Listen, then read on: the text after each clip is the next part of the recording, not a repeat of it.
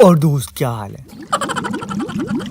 अगर मैं आपसे ये पूछूं कि दुनिया का सबसे बड़ा जीव कौन सा है, तो आप सभी का जवाब होगा ब्लू व्हेल, जो काफी हद तक सच है। पर दोस्त, ये पूरी तरीके से प्रमाणित करना थोड़ा मुश्किल है, क्योंकि हाल ही में कुछ ऐसे इंसिडेंट सामने आए जो इस बात पर हमें सोचने पर मजबूर करते हैं कि क्या ब्लू व्हेल ही दुनिया की सबसे बड़ी जीव है।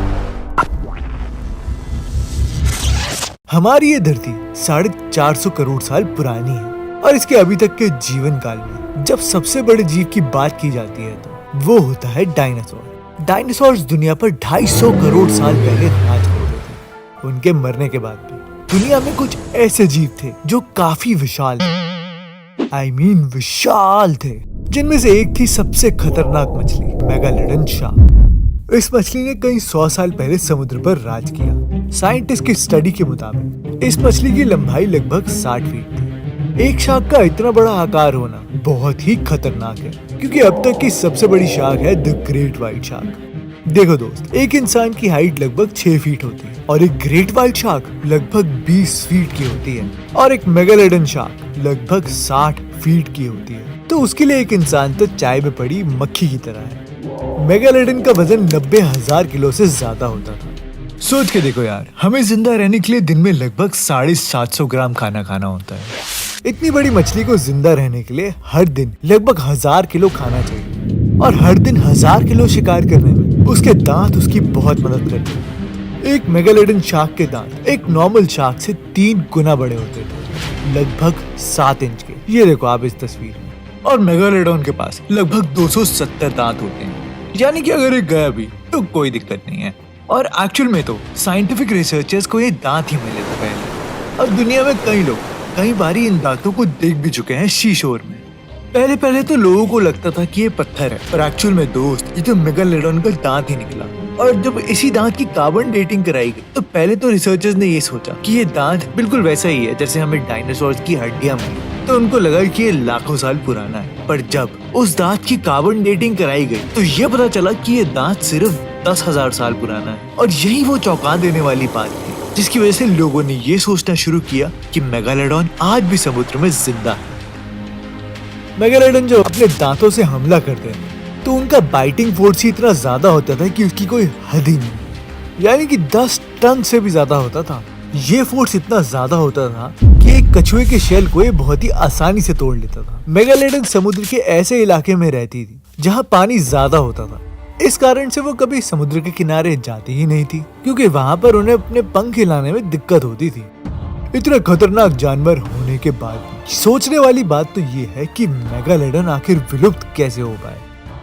अब क्योंकि डायनासोर के विलुप्त होने पे भी बहुत बड़े एस्टेरॉइड का हाथ था, लेकिन मेगालोडन के गायब होने का क्या कारण था? मेगालोडन के विलुप्त होने का कारण आज भी सही तरीके से पता नहीं लगाया जा सका है। पर हम ये क्यों माने कि मेगालोडन विलुप्त हो चुकी है? ये काफी पॉसिबिलिटी है कि वो कभी भी विलुप्त हुई ही ना हो।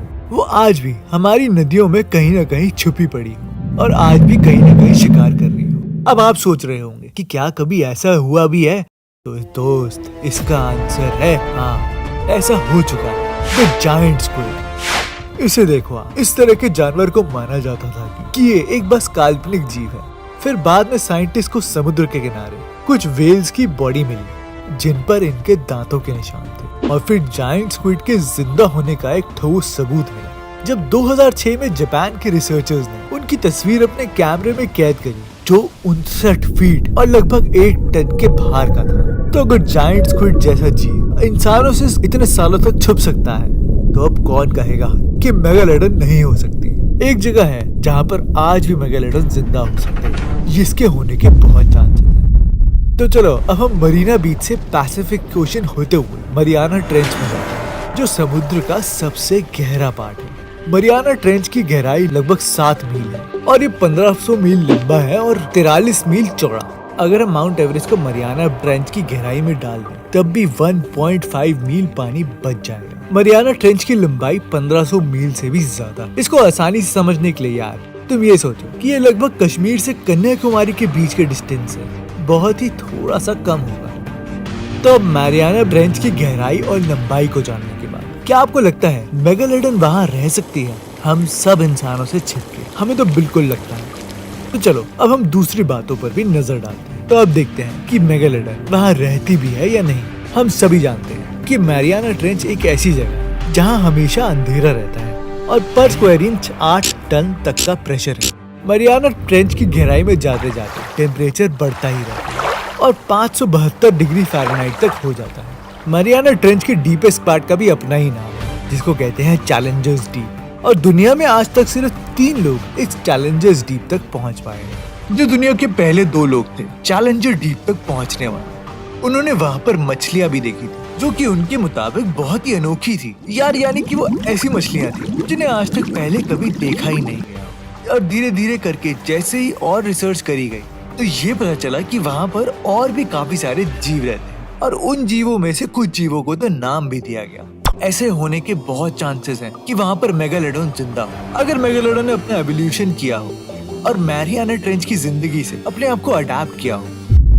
अब सवाल तो ये है कि मेगालोडन मैरियाना ट्रेंच में जाएगा क्यों? तो दोस्त, इसका जवाब भी बहुत आसान। मेगालोडन को अपने सर्वाइवल के लिए तो गर्म टेम्परेचर चाहिए और आज से 26 लाख साल पहले धरती पर आइस एज शुरू हुई थी। और जैसा कि मैंने आपको बताया कि मैरियाना ट्रेंच का टेम्परेचर बहुत ही गर्म रहता है, तो इस बात की काफी संभावना है कि मेगालोडन ने यहीं पर ही अपना घर बसाया हो। 2009 में हिस्ट्री चैनल की एक डॉक्यूमेंट्री में गल्फ ऑफ कैलिफोर्निया में एक शार्क मछली ढूंढने का एक मिशन दिखाया गया था। उसमें लोगों का ये कहना था कि उन्होंने एक 40 से 50 फीट की शार्क देखी है, और क्योंकि ग्रेट व्हाइट शार्क तो सिर्फ 20 फुट तक की होती है, तो 40 से 50 फीट की शार्क के बारे में सुनना तो बहुत ही अलग है। और यही नहीं, वहाँ के मछुआरों का तो ये भी कहना था कि वो वहाँ पर मछलियाँ पकड़ ही नहीं पा रहे, क्योंकि वहाँ पर मछलियाँ थी नहीं। वहाँ पर सारी मछलियाँ कोई एक बड़ी सी मछली खाए जा रही, जिस वजह से वहाँ पर एकदम से मछलियाँ गायब होती जा रही। लेकिन जब हिस्ट्री चैनल वालों ने वहाँ पर रिसर्च करी तो उन्हें वहाँ पर ऐसी कोई बड़ी मछली नहीं मिली। और दोस्त, हम इस बात को भी खारिज नहीं कर सकते कि मेगालोडन आज भी जिंदा हो। शायद ये कहना बहुत ही गलत होगा कि ये पूरा अंधविश्वास है या मेगालोडन कोई हमारी काल्पनिक कथा के समान है, क्योंकि मेगालोडन की सच्चाई कहीं न कहीं आज भी हमारे साथ है।